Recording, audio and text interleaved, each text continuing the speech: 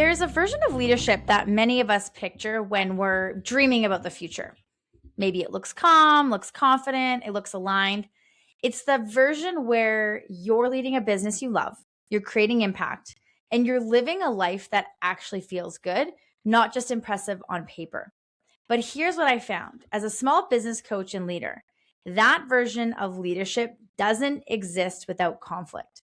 Every meaningful dream requires decisions that not everyone's going to like, boundaries that will disappoint somebody, standards that create tension, and yet conflict is one of the main reasons that leaders stay small, they overthink decisions, they abandon their dreams quietly, not because they can't handle the work, but because they don't know how to move through conflict without losing themselves in the process.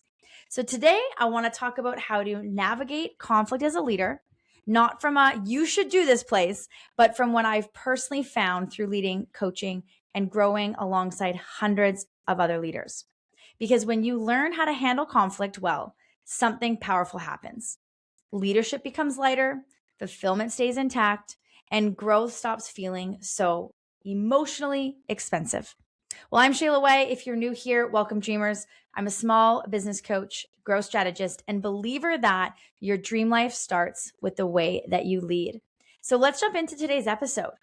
One of the biggest mindset shifts that I've seen and that I've had personally is realizing that conflict is not going to detour you from your dreams. It's part of the path. And conflict is really part of dream building, because if your dream includes owning a business, leading a team, creating financial freedom, designing a life on your terms, then conflict is unavoidable. So you will have hard conversations, misunderstandings, moments where your values and someone else's expectations maybe don't match. And so I've learned that leaders that struggle most with conflict often confuse it, I guess, with failure. And so what happens is that they assume if this were working, this wouldn't feel so hard. Or maybe if I was a good leader, this wouldn't be happening. But conflict doesn't mean something is wrong. It usually means something is changing or growing. And so avoiding conflict doesn't protect your dream. It really slowly shrinks it. And so learning to navigate conflict is one of the most important leadership skills you'll ever develop, not just for your business, but truly for your life. And so the first thing I want to share with you is that I've learned through my journey is that I stopped seeing conflict as failure. For a long time, I believed that conflict meant I had messed up. If someone was unhappy, I assumed I had failed. If tension existed, I took it personally. If there was discomfort, I tried to smooth it over as quickly as possible. And so what I found is that this mindset keeps leaders stuck. Because when conflict equals failure, you start to avoid those conversations you know you need to be having.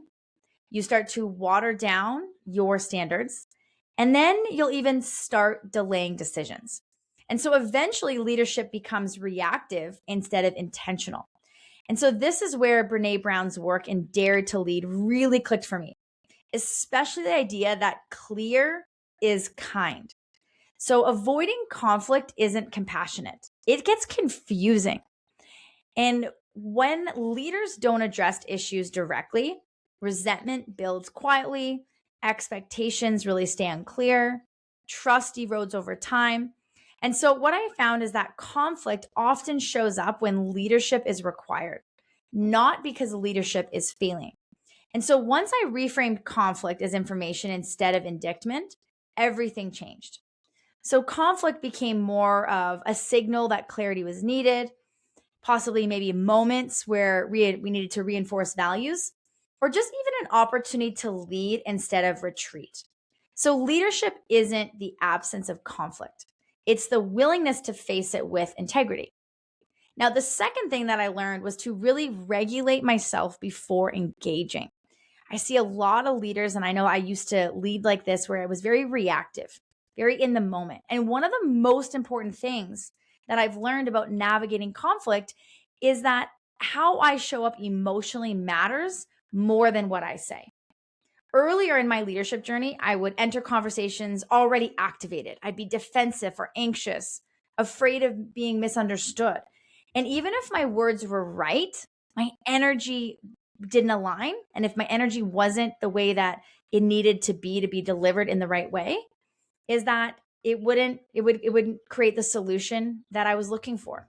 And so I've learned that regulated leaders create safer conversations, and safer conversations really create better outcomes. So this aligns with emotional intelligence research, which consistently shows that leaders with strong self-regulation will build more trust, they will resolve conflict faster, and they experience less burnout. Now, before difficult conversations, I would pause and I would ask myself, what am I actually feeling right now? And what story am I telling myself about this situation? This comes up a lot in a lot of the coaching that I do, where leaders have stories that they bring to me about a situation that they've really completely made up. Not saying that they're not being honest or truthful or they're the liars, but we are our own worst enemy. Our brains are designed to constantly be protecting us. And so when something feels uncomfortable, we start to create stories, and we can build situations out of something that potentially didn't even need to be that big, or that is actually not really the truth at all.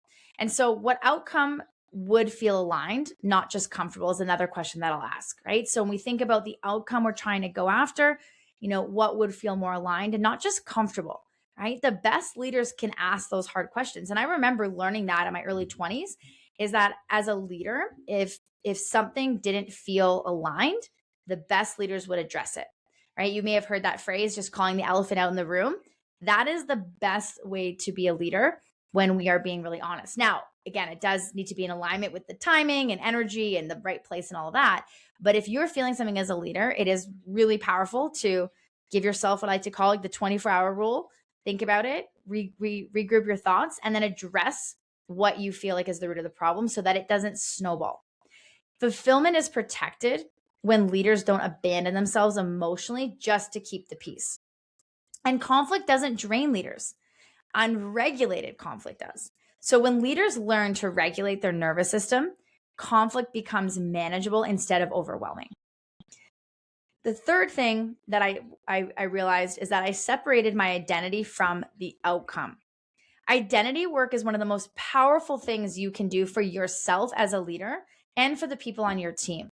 We go through the motions of life, we get promoted, we lead teams, we start businesses, but I challenge you to take a step back and ask yourself, who am I as a human, as a leader, as an individual on the team, in your home life?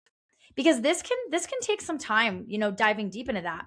But early on, every difficult conversation, I know for myself, it felt like a reflection of my own worth as a leader. If somebody reacted poorly, I would internalize that. If it didn't go smoothly, I would just replay that in my head for days. And so what I've learned over decades of coaching people is that conflict outcomes are not verdicts on who you are. They're just feedback. And so this is where The Gap and the Gain by Dan Sullivan really supported my growth. The idea that progress is measured by learning, not perfection, is essential for leaders navigating conflict. When leaders tie their identity to outcomes, they avoid hard conversations. They seek approval over alignment. They struggle to recover from setbacks. When leaders separate identity from their outcome, they start to stay open. They reflect a lot more instead of spiraling. And guess what? They grow a lot faster too. So conflict doesn't need to go perfectly to be productive. It just needs honesty, intention, and self-compassion. And growth happens when leaders stay in the conversation, not when they retreat after discomfort. Okay? As leaders, we're adults leading teams. We should be able to set ourselves up to have responsible, engaging, impactful conversations when we see conflict arising within our business or the teams that we're leading. Now, the next thing, number 4, is I stopped chasing peace and I started choosing alignment. And I speak to this word a lot, alignment, because this really, I feel like, is one of the most important shifts that I've made, is that I used to equate good leadership with harmony. If everyone was happy, I felt successful. If tension existed, I felt like something was wrong. And I found that chasing peace often comes at the expense of alignment. And so alignment, what this means to me is that we have clear expectations. We've got honest boundaries. We have consistent standards. And alignment sometimes creates short-term discomfort. And so this idea is echoed strongly in Essentialism by Greg McKeown, the reminder that trying to please everyone leads to diluted leadership and burnout. And aligned leaders don't avoid discomfort. They prioritize what matters most. And so when leaders choose alignment, trust deepens, confusion decreases, growth accelerates, and peace that comes from avoidance is fragile. And so alignment creates stability. And stability is what allows leaders to keep moving toward their dreams without constantly second guessing themselves. So how do we, look at navigating conflict to support your dreams and the goals that you have? Well, this is where everything comes together. When leaders learn to navigate conflict well, energy is protected and fulfillment stays intact, and that allows our growth to become a lot more sustainable. So our dreams and the goals that we have don't fall apart because of hard conversations. They fall apart because leaders stop believing that they can handle them. And so conflict handled well strengthens leadership capacity. It builds confidence, it creates clarity, and clarity is what keeps leaders moving forward, even when things feel uncomfortable. So if this episode resonates, and if conflict has been one of the hardest parts of leadership for you, I want you to know you're not alone. This is exactly why I created the free LFG Business Academy on Skool. Inside the community, we go deeper into navigating difficult conversations, strengthening internal leadership, building fulfillment first growth, and you'll also get access to my free mini leadership series designed to help you raise your leadership standard without burning out or abandoning yourself in the process. You can join for free, and the link is in the show notes. I want to say a big thanks for spending this time with me today. If this episode supported you, share with another leader who's building something meaningful. Because your dream life doesn't happen without those hard conversations. It's built through them. And it starts with how you lead, how you live, and how you grow. I'll see you next time on your Dream Coach podcast.